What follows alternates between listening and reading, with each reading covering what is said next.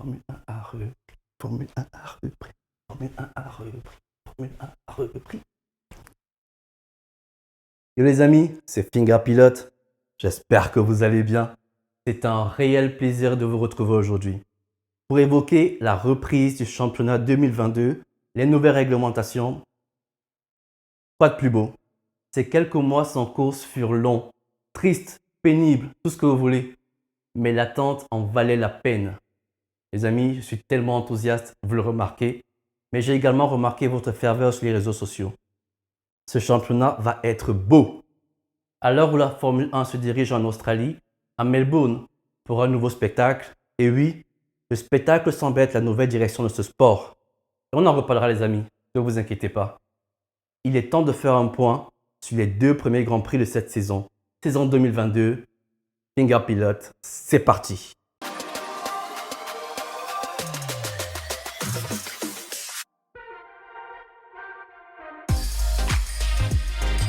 Finger Pilote.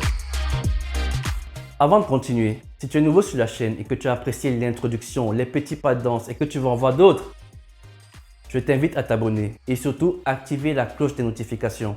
Un petit geste pour toi, mais un grand geste pour nous. Ça nous donne de la force, de la visibilité et surtout ça t'aide à ne pas rater les prochaines vidéos qui vont sortir très vite. Tu as compris? Abonne-toi. Maintenant que c'est fait, les amis, cette année, on aura un tout nouveau genre de débrief. On va plus s'étendre de long en large sur le Grand Prix. On va admettre que tu l'as regardé et on va faire des analyses pertinentes. On va tout commenter. La Formule 1, la nouvelle réglementation, les voitures lourdes, les pilotes, les duels, tout ce que la Formule 1 nous donne à croquer, on va mâcher et à pleines dents. Tu as compris? Dans ces vidéos, je vous invite dans les commentaires. On va discuter. Si tu as déjà commenté de mes vidéos, tu sais que généralement, je réponds. Alors, place à la discussion. Le débat, c'est maintenant. Mercedes a révélé sa nouvelle voiture sans pratiquement plus de pontons. Elle est atypique car elle ne ressemble à aucune autre voiture. Peut-être Williams, mais ce serait tiré par les cheveux. Cette voiture a fait couler de l'encre avant même d'avoir pris la piste. Piste prise, elle s'est révélée faible et pas à la hauteur de Red Bull et Ferrari. Elle peine à doubler les As et se voit loin de toute attente. Mais revenons exclusivement sur le Grand Prix de Jeddah. À Bahreïn, il ne s'est pas passé grand-chose avec Mercedes. Elle était la troisième force du plateau, ce qu'on attendait quand on a vu que Ferrari et Red Bull avaient un rythme incroyable en qualification. En Arabie Saoudite, par contre, Mercedes s'est totalement foiré avec Lewis Hamilton. Essayant un setup totalement agressif après les essais libres 3 et juste avant la qualification, en se basant sur le fait que Lewis Hamilton est évidemment un grand pilote et qu'il pourrait trouver un meilleur rythme, c'était un trop grand risque. Mercedes aurait été un génie si ça avait marché. Malheureusement, Lewis Hamilton reste en Q1. Les fans de Lewis Hamilton totalement en PLS. À mon avis, la prise de risque est disproportionnée par rapport à un éventuel gain. Mercedes l'a souvent fait dans le passé, mais avec une voiture qui pouvait se le permettre. Aujourd'hui, Mercedes a une voiture qui, à la régulière, sécurise la 5e et la 6e place.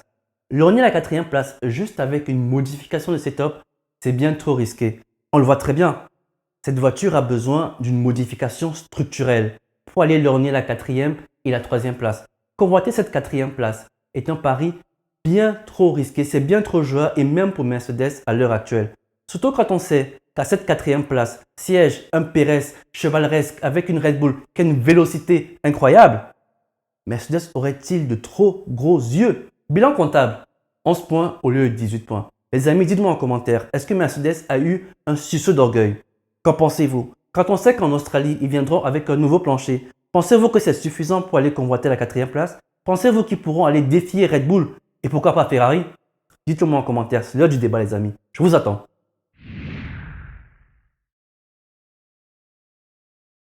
Certains l'ont peut-être remarqué, mais en Arabie Saoudite, la direction de course a tardé à transmettre l'information à Red Bull pour la gestion du cas Pérez-Sainz. En gros, sorti de la voiture de sécurité, Sainz rentre au stand pour changer ses pneus. Il en ressort et traverse la ligne de safety car avant Pérez, mais Pérez finit par le dépasser en sortie du virage.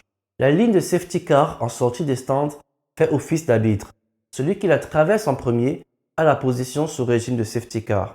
Cela était clair pour tout le monde, les commentateurs, les spectateurs et même les téléspectateurs. Mais il aura fallu attendre jusqu'à la reprise de la course en sortie du virage 2 pour voir Pérez remettre la position à Sainz. Cela ne vous rappelle-t-il pas un autre Grand Prix par hasard? Mais oui, le dernier Grand Prix d'Abu Dhabi, on avait empêché Carlos Sainz d'attaquer Verstappen pour ce fameux dernier tour d'attaque en ne laissant passer que les retardataires intercalés entre Max et Lewis Hamilton. Le show Max-Lewis devait être préservé. Nos deux prétendants au titre devraient assurer un dernier jus d'adrénaline aux téléspectateurs avant la fin du championnat. Malheureusement, au détriment de la course des autres pilotes. Avait-on maintenu, savamment ou pas, la McLaren et l'Aston Martin entre Carlos Sainz et Verstappen? À vous d'en juger. Pareil cette fois-ci, on a l'impression qu'on a voulu préserver un show Verstappen-Leclerc. Il nous semble que la justice n'a pas été rendue lorsqu'il le fallait et surtout lorsqu'on le pouvait, parce qu'il s'est quand même déroulé 4 tours sous régime de voiture de sécurité après l'incident. Je ne dis pas que gérer la reprise de course après un safety car est simple, mais après l'incident d'Abu Dhabi, nous avons vu la mise en place d'une salle de visionnage, d'une VAR, la VAR de la Formule 1, qui permettrait à la direction de course de prendre des décisions plus rapidement, de façon plus prompte. Cette fois-ci, on se demande où était cette VAR? Où est donc cette salle de visionnage qu'on nous a annoncée avec pompe? C'est juste dommage. On a juste l'impression que la direction de course doit assurer un show. The show must go on. Les amis, dites-moi en commentaire, avez-vous l'impression que cette direction de course est devenue l'arbitre du show? Depuis un moment, nous avons l'impression que ces deux pilotes surpilotent le monoplace pour en extraire le meilleur. Mais quand on compare à leur équipier, on a l'impression que l'approche pourrait être bien différente. L'arrivée de Kevin Magnussen chez Haas est une aubaine pour Mick.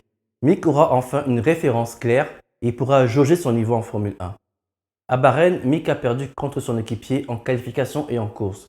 À Jeddah, on n'a pas pu avoir ce fameux duel à cause de ce dramatique crash durant les qualifications. C'est bien dommage.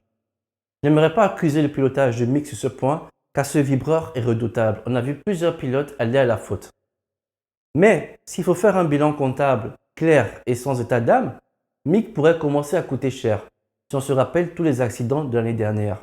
Aujourd'hui, on annonce un peu plus d'1 million d'euros des frais de réparation de sa monoplace. D'un autre côté, le cas Latifi semble être un peu plus complexe et je n'aimerais pas trop m'étendre dessus. Il semblerait que Albon soit beaucoup plus à l'aise avec cette monoplace et les chronos le démontrent. Latifi a tendance à perdre le contrôle de sa monoplace pendant qu'il se bat pour les dernières positions. Abu Dhabi 2021, Jeddah 2022. Tout porte à croire que Latifi serait le 6e pilote Red Bull. On connaît les 2 pilotes Red Bull, les 2 pilotes AlphaTauri et là, on a Albon et Latifi. Et oui, Williams peut être l'équipe C Red Bull, à voir. Mais regardons cela de plus près. Abu Dhabi 2021, Max n'a pas le rythme de Lewis Hamilton. Il se va perdre la course et par conséquent perdre le championnat. Jusqu'à ce qu'une chance inespérée lui sourit, Latifi dans le mur. Latifi se bat pour les dernières places. Il y a la lutte contre Mick Schumacher. Latifi, Mick. Une histoire liée, à voir. On connaît la suite. Max gagne la course, il remporte le championnat et il écrit l'histoire. Jeddah 2022. Max peine à porter une attaque à Charles Leclerc qui a un très bon rythme.